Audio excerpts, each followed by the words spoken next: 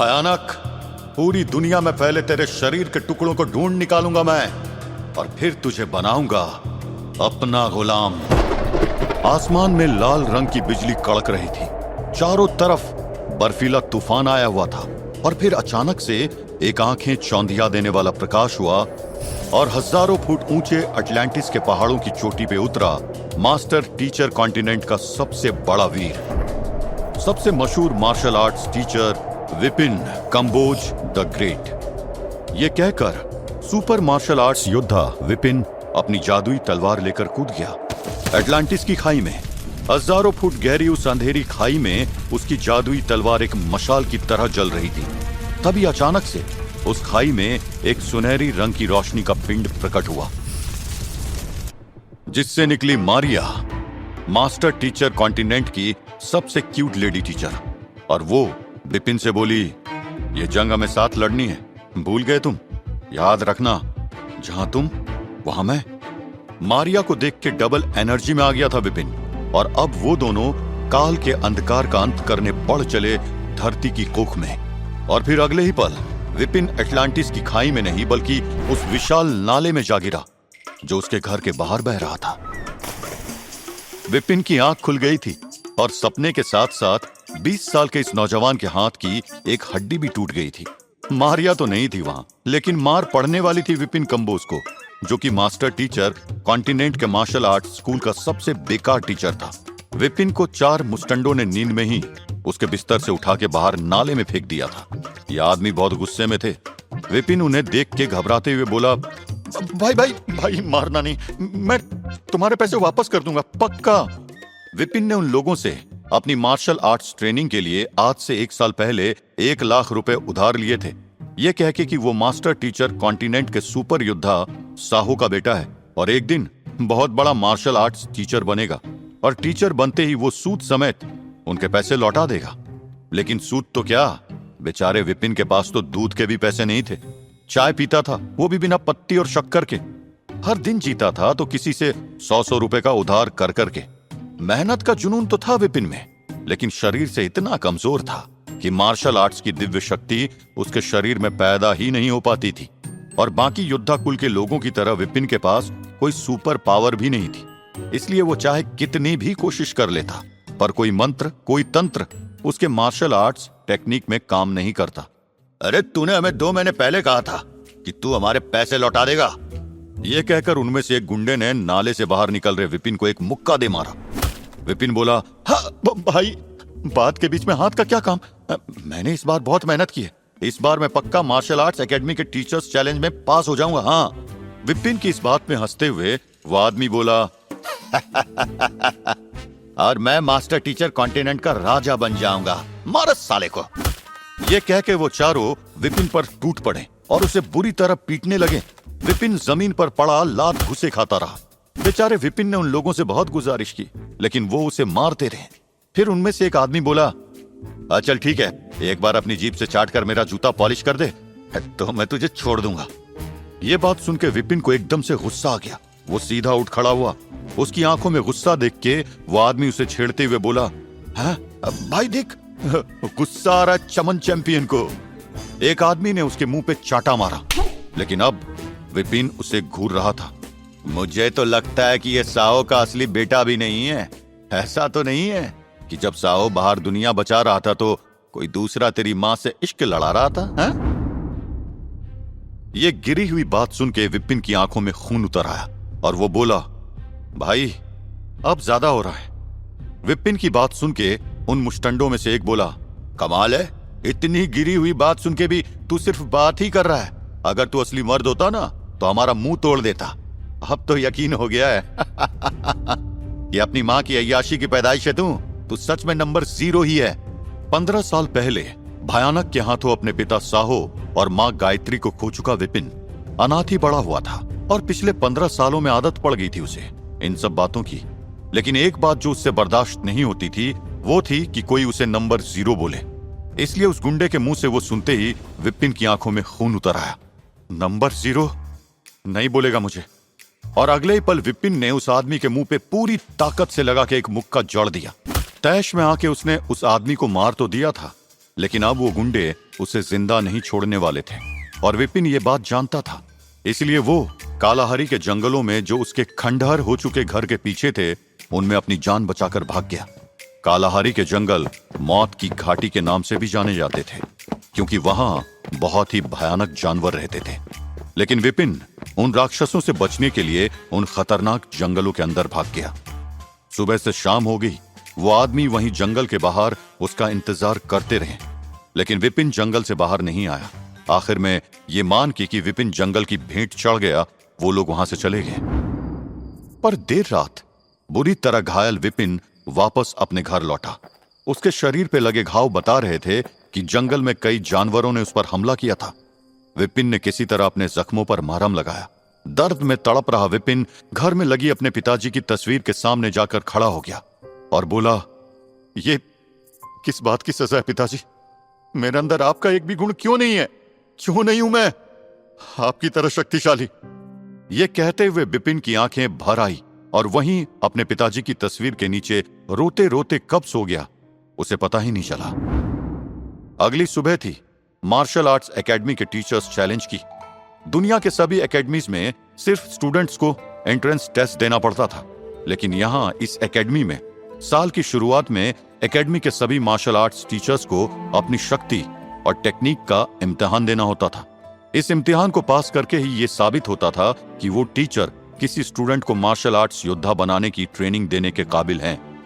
अगर कोई टीचर लगातार 3 साल तक ये टीचर्स चैलेंज पार नहीं कर पाता तो उसे एकेडमी से हटा दिया जाता था। उसके बाद वो योद्धा कभी मार्शल आर्ट्स टीचर नहीं बन सकता था।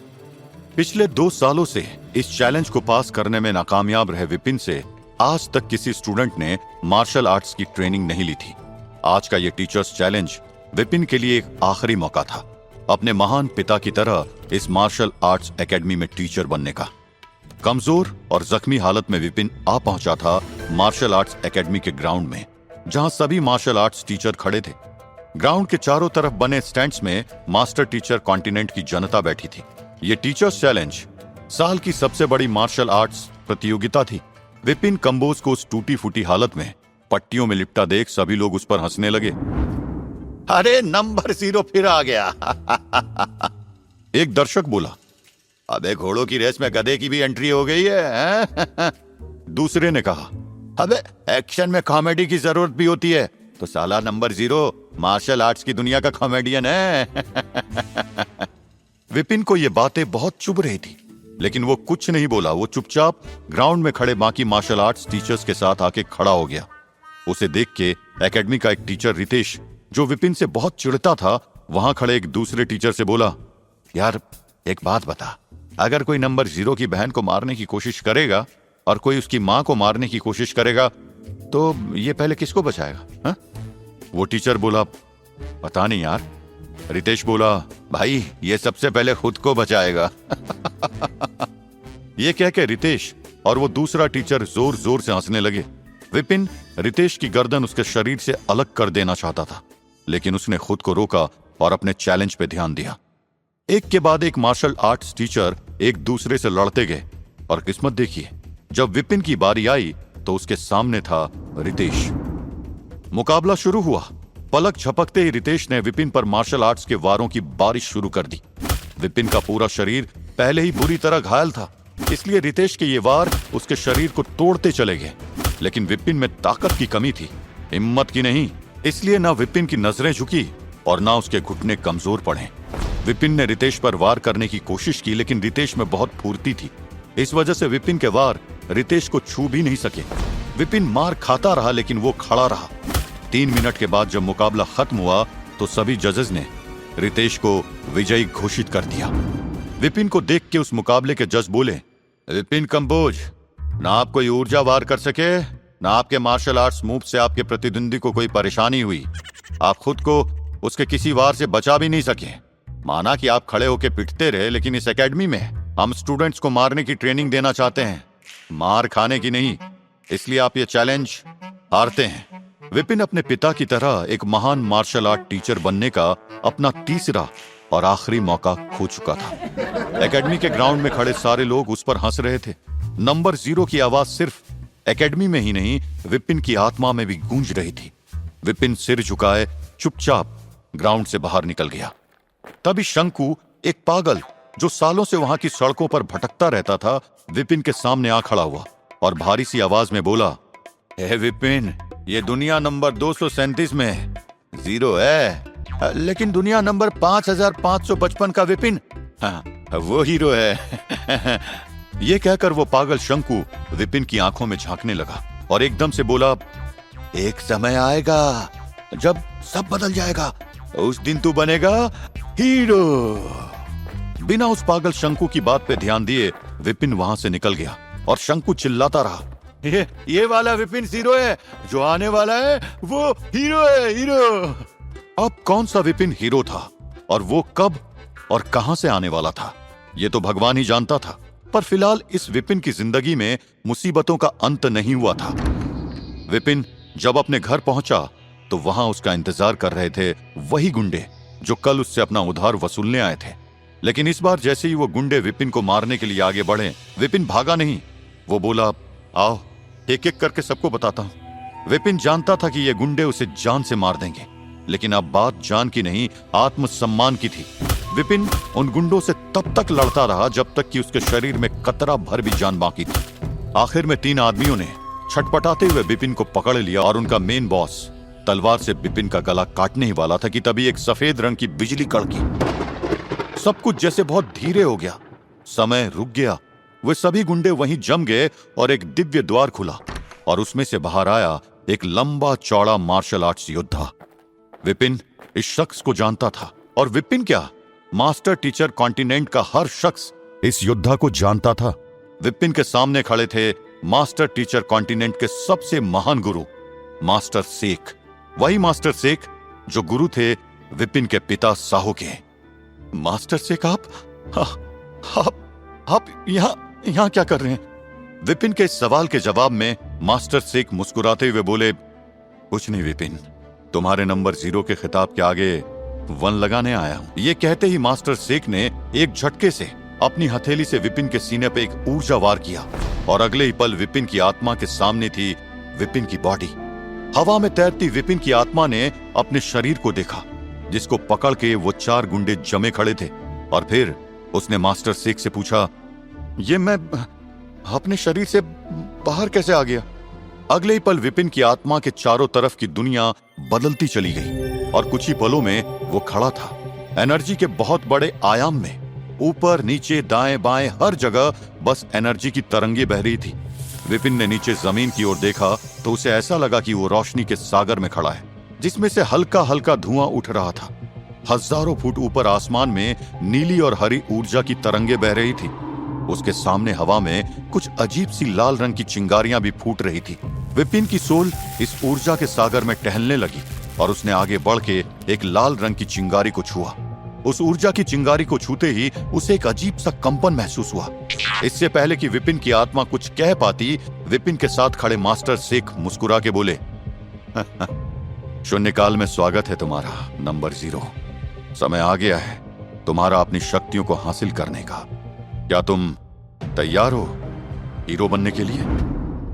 लेकिन जहां एक तरफ master Sheikh master teacher continent के नंबर 0 की जिंदगी बदलने वाले थे, एक अजीब सी काली शक्ति भी शून्यकाल में मडराने लगी थी।